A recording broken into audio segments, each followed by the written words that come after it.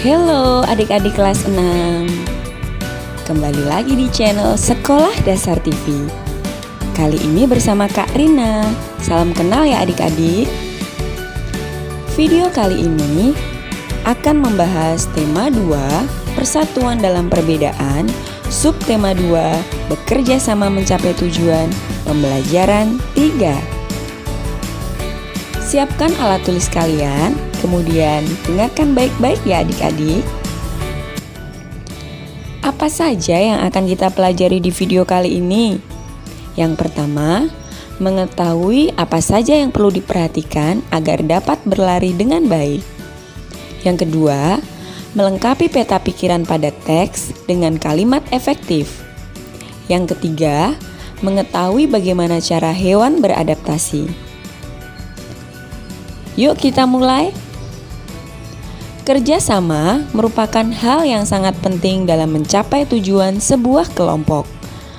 Apakah kamu pernah melakukan kerja sama untuk mencapai suatu tujuan? Coba diingat lagi adik-adik. Mungkin saat kalian bermain atau saat mengerjakan tugas. Sekarang, coba perhatikan gambar berikut. Gambar tersebut menceritakan sekelompok siswa yang sedang bermain ayam dan elang. Dalam permainan ini, sekelompok siswa berperan sebagai ayam dan mereka mempunyai tujuan untuk melindungi diri dari serangan elang. Bagaimana tujuan tersebut dapat tercapai? Apa yang harus dilakukan oleh setiap anggota kelompok? Wah, sayang sekali adik-adik. Kalau tidak sedang pandemi COVID-19, sebenarnya kalian bisa mempraktikkan permainan ayam dan elang tersebut. Tapi tidak apa-apa ya, kalian tetap harus tahu cara permainannya. Nah adik-adik, perhatikan penjelasan berikut ini. Di penjelasan tersebut, terdapat cara bermain dan aturan permainan. Tahukah adik-adik bahwa dalam permainan diperlukan keterampilan berlari yang baik? Ketika adik-adik berlari, gerak utama yang dilakukan adalah langkah kaki dan ayunan lengan. Selain itu, juga memperhatikan kecondongan badan, pengaturan nafas, dan harmonisasi gerakan lengan dan tungkai. Dalam proses berlari, diawali dengan gerakan menumpu, kemudian kaki mendorong atau kaki tolak, serta gerakan kaki ayun. Sekarang kamu sudah tahu apa saja yang perlu diperhatikan agar dapat berlari dengan baik. Dalam permainan ayam dan elang, tidak hanya keterampilan berlari yang diperlukan, tetapi perjuangan dan kerjasama agar anak ayam tidak ditangkap elang. Tahukah adik-adik bahwa semasa mempertahankan kemerdekaan Indonesia juga diperlukan perjuangan dan kerjasama dari seluruh rakyat agar kemerdekaan bangsa Indonesia tidak direnggut oleh bangsa lain. Nah adik-adik, sekarang perhatikan teks pertempuran Ambarawa berikut. Kita baca bersama ya. Pertempuran Ambarawa. Pada tanggal 20 Oktober 1945, tentara sekutu di bawah pimpinan Brigadir Battle mendarat di Semarang dengan maksud mengurus tawanan perang.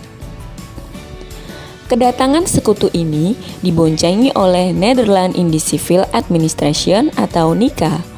Namun, ketika pasukan sekutu dan NICA telah sampai di Ambarawa dan Magelang untuk membebaskan para tawanan tentara Belanda, para tawanan tersebut justru dipersenjatai sehingga menimbulkan kemarahan pihak Indonesia. Pada tanggal 26 Oktober 1945 di kota Magelang terjadi pertempuran antara pasukan Tentara Keamanan Rakyat atau TKR dengan pasukan gabungan Inggris dan NICA. Insiden tersebut terhenti setelah Soekarno dan Brigadir Battle melakukan perundingan dan memperoleh kata sepakat. Namun, ternyata pihak sekutu mengingkari janji. Pada tanggal 12 Desember 1945, pertempuran berkobar di Ambarawa. Kolonel Sudirman langsung memimpin pasukannya yang menggunakan taktik gelar supit urang atau pengepungan rangkap dari kedua sisi, sehingga musuh benar-benar terkurung. Setelah bertempur selama 4 hari, pada tanggal 15 Desember 1945, pertempuran berakhir. Kemenangan ini diperoleh berkat kerjasama dari seluruh rakyat di Ambarawa. Kemenangan pertempuran ini kini diabadikan dengan didirikannya Monumen Palagan Ambarawa dan diperingati sebagai Hari Jadi TNI Angkatan Darat atau Hari Juang Kartika.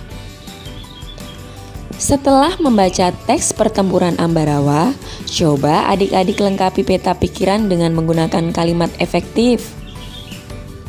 Ayo dibuka lagi materi sebelumnya tentang peta pikiran dan kalimat efektif. Coba nanti dikerjakan ya adik-adik. Hasilnya bisa kalian perlihatkan pada guru atau orang tua kalian. Pertempuran Ambarawa merupakan salah satu pertempuran yang sangat bersejarah dalam upaya mempertahankan kemerdekaan Indonesia. Tentunya, pertempuran tersebut memiliki makna sejarah bagi seluruh rakyat Indonesia.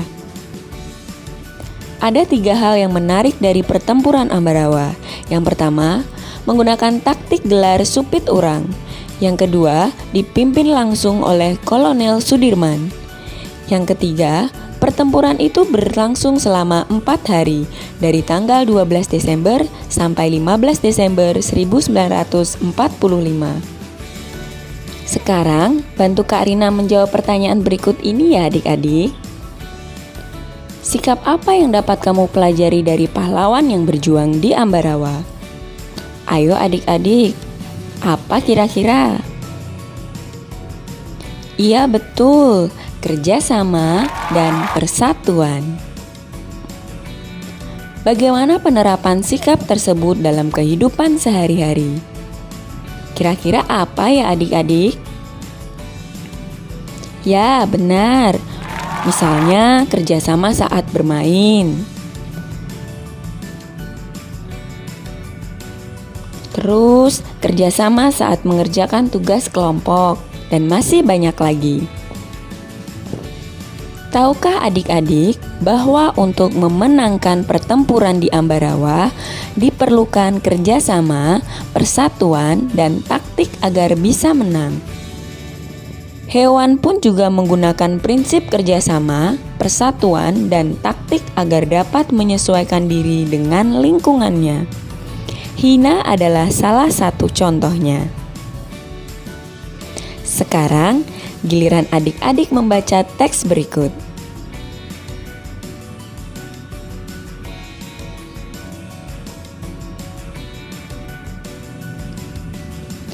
Kamu sudah mengetahui bagaimana Hina mempertahankan diri. Sekarang kita akan mencari tahu bagaimana hewan lain beradaptasi. Sebelumnya, Kak Rina akan bertanya, apa sih adaptasi hewan itu? Ya, betul adik-adik. Adaptasi hewan adalah cara hewan mengatasi tekanan lingkungan sekitarnya untuk bertahan hidup. Atau dengan kata lain, adaptasi hewan adalah penyesuaian diri hewan terhadap lingkungan sekitarnya. Berikut ini adalah contoh hewan beradaptasi. Yang pertama, belalang sembah. Hewan ini menyesuaikan diri dengan kondisi tempat yang sesuai dengan tubuhnya. Belalang sering hinggap pada daun untuk menyesuaikan warna dan bentuk tubuhnya. Adaptasi ini disebut dengan kamuflase. Yang kedua, bunglon menyesuaikan diri dengan mengubah warna kulitnya sesuai dengan tempatnya berada. Misalnya, ketika bunglon berada di batang kayu, warna kulitnya berubah dari hijau menjadi kecoklatan dan kehitaman atau sebaliknya. Perubahan warna ini membuat bunglon mampu membaur dengan lingkungan. Adaptasi ini disebut dengan mimikri. Yang ketiga adalah adaptasi autotomi. Untuk melindungi dirinya, cicak dan kadal melepaskan ekornya. ekor yang telah putus akan tumbuh lagi seperti semula. Yang keempat, menggulungkan diri. Terenggiling melakukan penyesuaian diri dengan menggulungkan tubuhnya membentuk spiral. Cara ini dilakukan untuk melindungi diri dari serangan musuh. Contoh hewan lain yang menggulungkan diri adalah lipan. Nah, adik-adik, tugas kalian mencari tahu bagaimana hewan berikut beradaptasi. Tuliskan jawaban di bukumu, kemudian perlihatkan pada guru dan orang tuamu. Walang sangit, kemudian cumi-cumi, dan siput. Nah, adik-adik, setelah pembelajaran tadi, ada beberapa hal yang harus kalian renungkan. Apa yang kamu pelajari hari ini? Bagian mana yang dapat kamu pahami dengan baik? Bagian mana yang kamu belum paham? Nah, hal tersebut bisa kalian konsultasikan kepada guru kalian atau orang tua kalian. Pesan dari Kak Rina, tetap semangat belajar dan stay at home. Kalau tidak penting, tidak perlu keluar rumah. Kalau terpaksa harus keluar rumah, tetap menerapkan protokol kesehatan. Terima kasih. Sampai jumpa di video selanjutnya. Bye-bye.